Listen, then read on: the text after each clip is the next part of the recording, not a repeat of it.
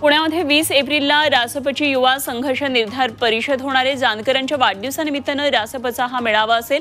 या मेळाव्याला बच्चू कडू, राजू शेट्टीही उपस्थित राहणार आहेत। बच्चू कडू यावेळी मोठा निर्णय घेणार असून राज्यात तिसऱ्या आघाडीची शक्यता वर्तवण्यात येते। पुणे महापालिका थेट डाबर कंपनीकडून खरेदी करणार आहे। पुणे महापालिका आयुक्तांनी हा निर्णय घेतलाय। डांबर घोटाळ्याचा आरोप झाल्यानंतर आता हा निर्णय घेण्यात आला आणि पुढचे 3 महिने थेट कंपनीकडून डांबर खरेदीचे आदेश देण्यात आलेले आहेत।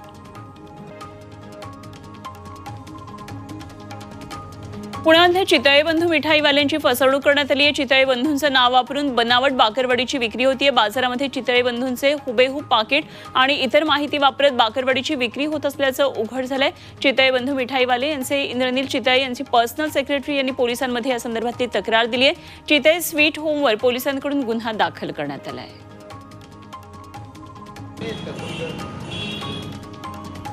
रेशनच्या योजनेमध्ये लाभार्थी वाढलेत आणि गेल्या वर्षाच्या तुलनेमध्ये प्राधान्य कुटुंब लाभार्थी योजनेमध्ये लाभार्थ्यांच्या संख्येमध्ये सुमारे 6 लाखांनी वाढ झाली आहे। केंद्र सरकारने दिलेल्या कोट्यानुसार राज्यामध्ये 25 लाख अंत्योदय योजनेतल्या शिधापत्रिका करण्यात आलेल्या आहेत।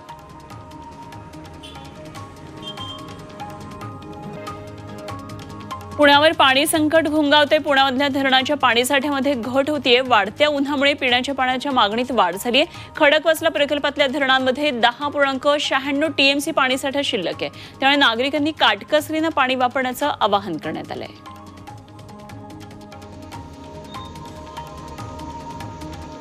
लोणावळ्यामध्ये इंद्रायणी नदीपात्रातून जलपर्णी काढायला आता सुरुवात झाली आहे। नदीमध्ये अनेक ठिकाणी सांडपाणी मिसळत असल्यामुळे नदीत प्रदूषण झालं होतं। नागरिकांकडून सतत याबाबत तक्रारी केल्यानंतर नगर परिषदेनं जलपर्णी काढायला सुरुवात केली आहे।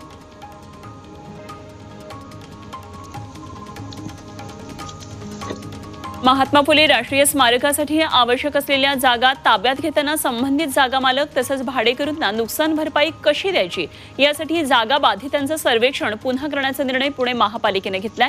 या भागातल्या जागा मालक भाडेकरूंच्या घरी जाऊन त्यांच्याशी सविस्तर चर्चा करून त्यांना कोणत्या प्रकारचा मोबदला अपेक्षित आहे याची माहिती गोळा करून अहवाल तयार केला जाणार आहे।